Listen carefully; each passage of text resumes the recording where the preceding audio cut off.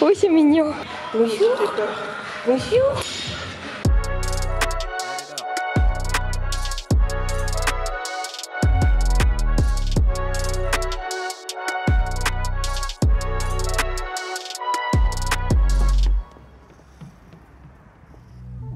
Hello tout le monde, j'espère que vous allez bien, bienvenue dans cette nouvelle vidéo. Je suis actuellement en présence de Snatch à la box de CrossFit d'Évreux. Nous sommes lundi matin, je viens de faire un bon petit WOD et aujourd'hui je vous ramène avec moi pour une nouvelle journée dans mon assiette. Il y en a qui travaillent dur à côté. Donc nouvelle journée dans mon assiette très gourmande avec une thématique très automnale puisque aujourd'hui ça va être total courge full pumpkin. Donc on va avoir du potimarron, de la courge butternut à toutes les sauces. Et justement dans cette journée dans mon assiette je vous ai prévu deux recettes qui font partie du Vegelicious Sweets and Treats qui est presque terminé, donc il va vraiment bientôt arriver. Donc voilà, ça va être gourmand aujourd'hui. Je sais pas, je vais peut-être faire une petite sieste avec Snatch d'abord et puis vous retrouver dans ma cuisine après. On verra. Voilà, et pendant que nous on glande, on a Ben ici qui vient de finir son échauffement et qui est déjà en train de mourir.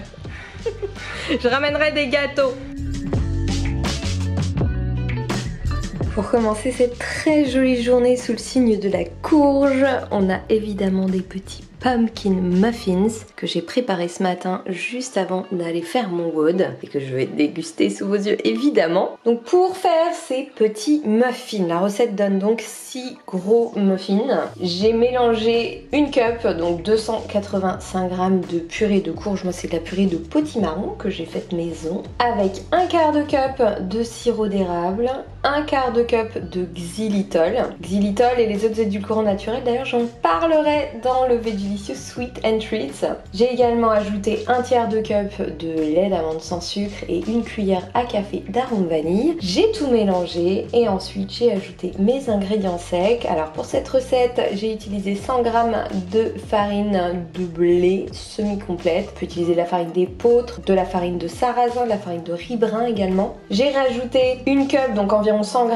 de farine de cacahuète que je prends chez Coro évidemment. J'ai versé également 2 cuillères à soupe de graines de lin moulues. Alors elles je les moue moi-même et puis après je les stocke au frigo tout simplement. Une cuillère à café de levure, une cuillère à café de bicarbonate alimentaire, un quart de cuillère à café de sel, une cuillère à café de cannelle, une cuillère à café de mélange d'épices pumpkin spice dont je vous ai partagé d'ailleurs la recette dans ma précédente vidéo d'Halloween qui date d'il y a 2 ans que je vous remets en haut de l'écran. J'ai mélangé tout ça et j'ai ensuite incorporé 2 cuillères à soupe de jus de citron. Ça c'est la petite touche d'acidité qui permet d'activer le bicarbonate. J'ai à nouveau mélangé mais pas trop pour garder vraiment une texture la plus aérée possible. Et ensuite j'ai réparti la pâte dans les 6 compartiments de mon moule à muffins que j'avais préalablement graissé juste au cas où. Et par-dessus j'ai rajouté des petites graines de courge que j'ai légèrement sucrées au sucre glace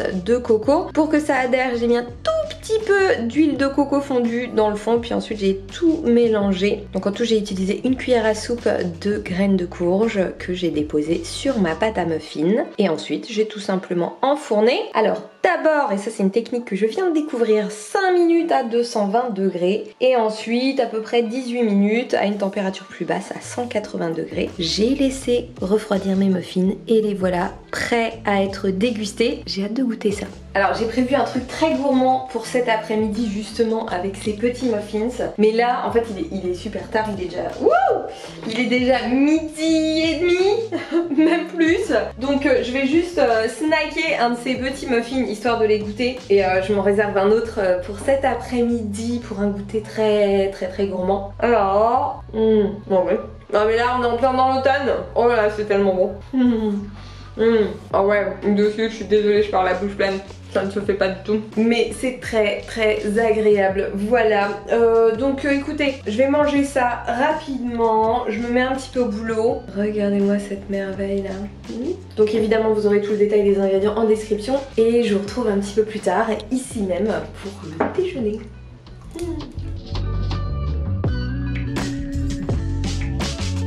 Et c'est l'heure du déjeuner. Ouais, j'ai sorti ma grosse lampe parce que là, dehors, il fait tout gris.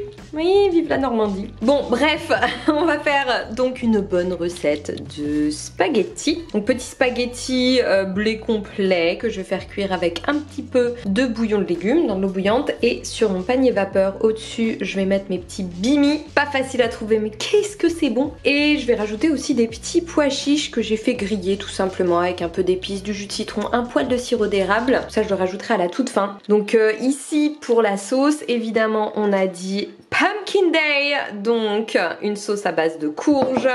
Et ça va être la sauce du Vegelicious, la Creamy Butternut Sauce. Oh mon dieu, quel accent! Qui est ultra bonne. Je vais vous montrer tout ça. Vous allez voir, ça c'est un super plat.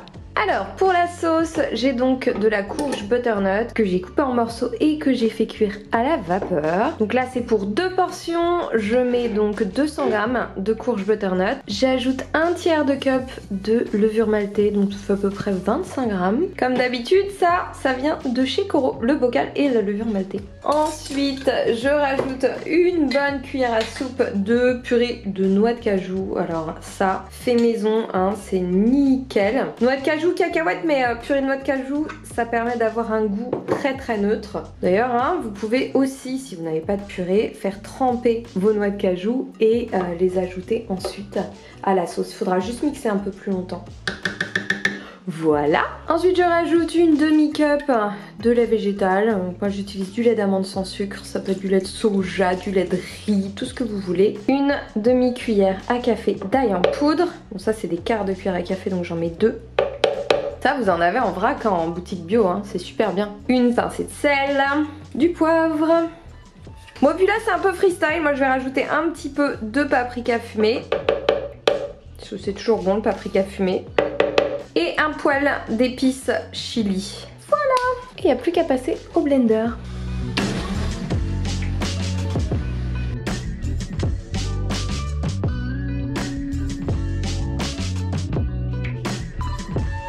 Bon, du coup je me suis dit que c'était pas mal avec des petits oignons dorés. Donc je suis partie sur des oignons aussi. Donc là je rajoute mes spaghettis et mes petits bimini que j'ai coupés en morceaux quand même parce que sinon c'est un peu galère à manger. Voilà. Je rajoute mes petits pois chiches et ma sauce crémeuse. Donc il y en a évidemment une autre part qui est au frigo. Et voilà.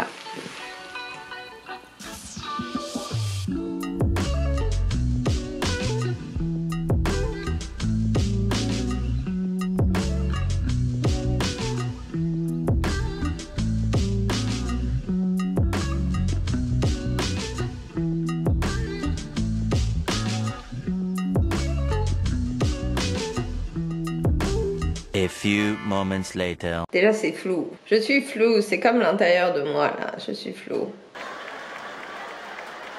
D'où il y a un truc contre la caméra. J'aime pas ça du tout. On peut faire un câlin. Il faut du câlin à ta maman. Oui. Qu'est-ce que c'est que cette tête de schtroumpf? Tiens, petit schtroumpf.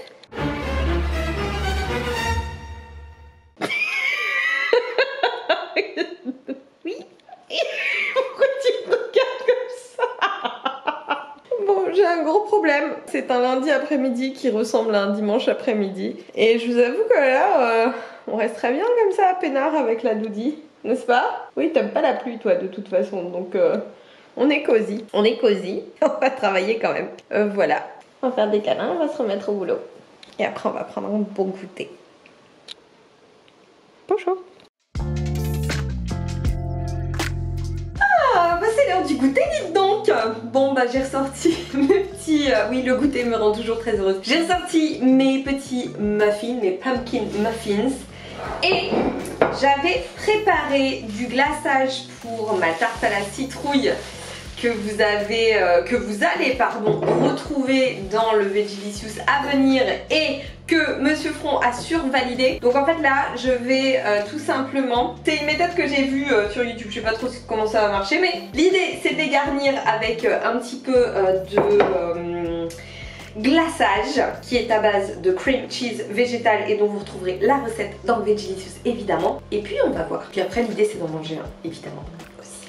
Alors l'idée c'est de faire un petit trou au centre avec une petite pince parce que j'ai un truc pour vider le centre des muffins mais je trouve que ça enlève trop de muffins et donc c'est du gâchis. Donc écoutez, on va faire comme ça et je pense que ça devrait être pas mal. Ok, c'est parti. Et là, écoutez, un truc comme ça. Wouh! Oh c'est chou! C'est trop mignon. J'en ai fait un autre. On va...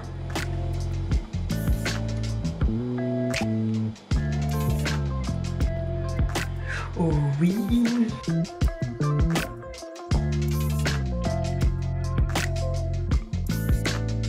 On va saupoudrer d'un tout petit peu de cannelle.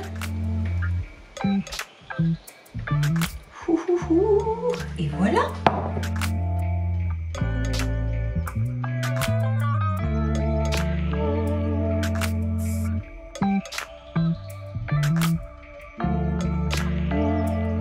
Alors évidemment, je me devais aussi de faire un bon pumpkin latte. Donc je vais commencer par verser dans ma casserole une cup de 150 ml de lait végétal. Moi j'utilise du lait d'amande. Vous savez quoi? Dans le doute, je vais même en rajouter un petit peu plus parce que pourquoi pas. Allez, 300 ml. Ensuite, je rajoute 2 cuillères à soupe de purée de potimarron. Oui. Ceci n'est pas très pratique. Alors dans toutes les recettes que j'ai vu passer, généralement c'est 2 cuillères à soupe de sucrant. Donc moi je vais faire un petit mix d'érythritol, pareil édulcorant naturel, 100 calories, sans SANS. Pareil j'en parle dans le Vegelicious parce que je sais que vous avez des questions à ce sujet. Et parce que j'adore le goût, une cuillère à soupe de sirop d'érable. Voilà, je rajoute aussi une demi-cuillère à café d'extrait de vanille et une demi-cuillère à café de mélange d'épices pumpkin spice. J'ai plus qu'à tout mélanger et à laisser réchauffer. Bon, ici j'ai du déca parce qu'il est un petit peu tard donc je me fais pas de café pour une fois. J'ai mis une dose de déca dans à peu près 100 ml d'eau et je rajoute mon mélange.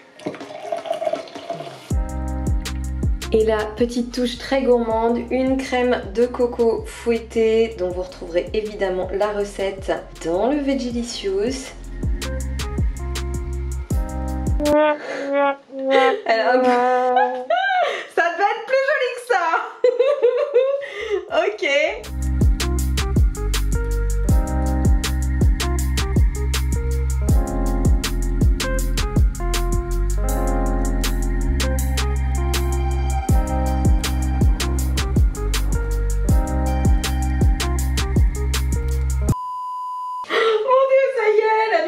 Oh là là. Vivement l'été prochain. Non.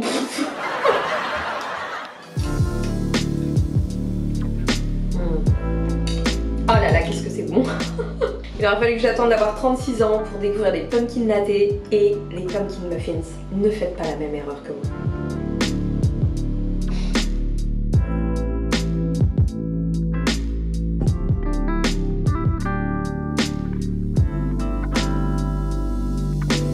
Alors pour le dîner, dernière recette de la journée, évidemment toujours sur le thème de la courge qui est déjà cuite. Ici on a la courge butternut que j'ai fait cuire pour ce midi et j'ai aussi ici fait cuire un potimarron et 250 g de pommes de terre parce que ce soir j'ai décidé de me lancer dans un hachis parmentier vegan. Alors pour la base, je me suis un petit peu, enfin même pas mal inspirée de la garniture de mes lasagnes Vegelicious avec moins de tomates et évidemment pour la purée du coup ce sera à base de courge et on croise les doigts pour que ce soit réussi. Donc là pour commencer je vais faire fondre un petit cube de bouillon végétal dans un demi-litre d'eau bouillante.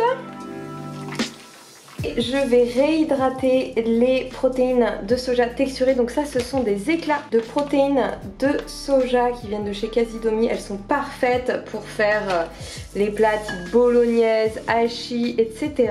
Hop. Donc je vais laisser réhydrater ça pendant que je prépare le reste de mes ingrédients. Pour ma garniture, je vais aussi ajouter 200 g de champignons, un gros oignon 4 gousses d'ail, une carotte et une courgette. Alors ça c'est une des dernières courgettes de mon jardin en plus. Et pour pas me prendre la tête, je vais passer tout ça au robot pour hacher menu et ensuite j'aurai plus qu'à faire cuire. Alors ici, j'ai refait fondre un petit peu de bouillon végétal dans de l'eau chaude qui va me servir de fond de cuisson pour mes petits oignons. Donc là, je vais faire dorer mon oignon et mes 4 gousses d'ail que j'ai tout passé au hachoir, hein, c'est quand même super pratique. Voilà, donc 2-3 minutes, le temps qu'ils deviennent translucides. Donc voilà, là c'est bon, j'ajoute ma courgette, la carotte et les champignons. Voilà, puis là je vais rajouter aussi un peu de bouillon pour réhydrater tout ça.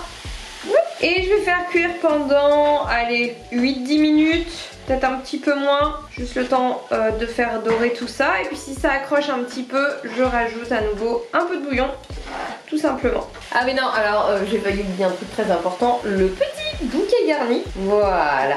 En plus j'enlèverai en fin de cuisson, pas avant. Ok, il est temps de rajouter les protéines de soja réhydratées, alors sans leur jus.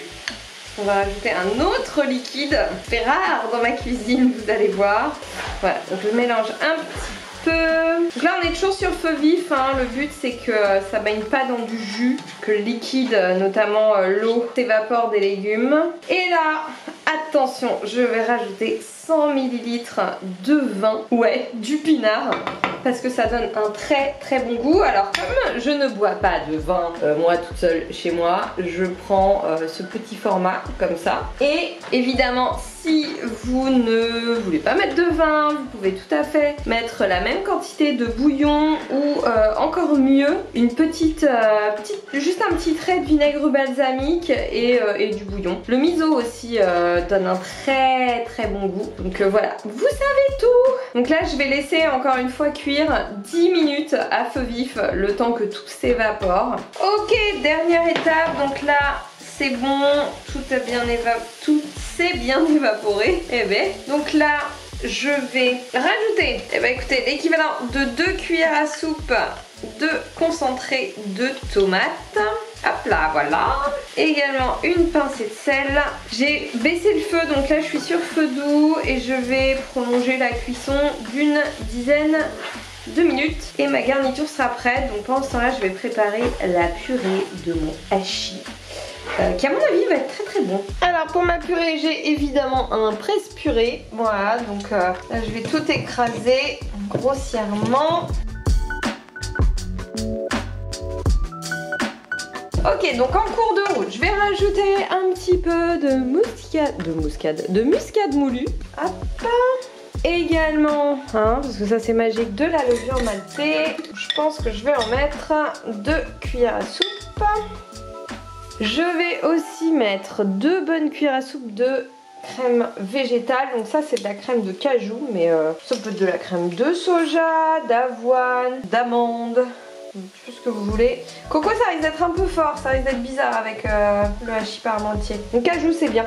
Évidemment du sel. Voilà, je mélange ça.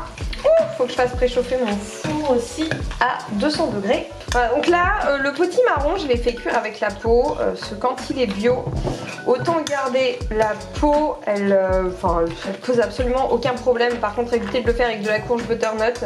La peau a une texture beaucoup plus dure, donc ce sera pas du tout agréable à manger. Mais pour le potimarron, il n'y a aucun souci. C'est pour ça que d'ailleurs, c'est ma courge d'hiver préférée. Ouais, pas que, parce qu'en plus, c'est super bon. Donc ici, tout simplement, je vais mettre ma garniture que j'ai goûtée. Elle est divinement bonne. Ça c'est comme les lasagnes, je pense que vous pouvez les faire mais vraiment à tout public, même les plus carnivores, normalement ils devraient aimer. Vous savez que c'est la première fois de ma vie que je fais un hachis, hein, vegan ou pas. Je suis en impôt total, mais honnêtement, je pense que ça va être très très bon. Alors ici, je recouvre de purée. Bon, j'ai pas voulu me prendre la tête, donc je l'ai pas passé au mixeur. Je l'ai fait en mode écrasé. Voilà. Si vous voulez pas du tout de morceaux, vous la mixez. Vous passez un petit coup de mixeur plongeant et ça fera parfaitement l'affaire. Alors moi je suis pas partisane de la chapelure, donc je vais laisser comme ça. J'ai vu des petits motifs sympas, mais je suis pas sûre C'est pas très joli, hein. Bah écoutez, voilà, quelque chose comme ça. Ouais, oui, c'est joli. Et soyons fous, on va rajouter un tout petit peu de levure maltée. Je me dis que ça peut pas faire de mal, que ce soit visuellement ou niveau goût, donc allez hop. Hein. Bon, à mon avis, ça va disparaître à la cuisson, mais c'est pas grave. Et ça part au four pendant 15 minutes à 200 degrés.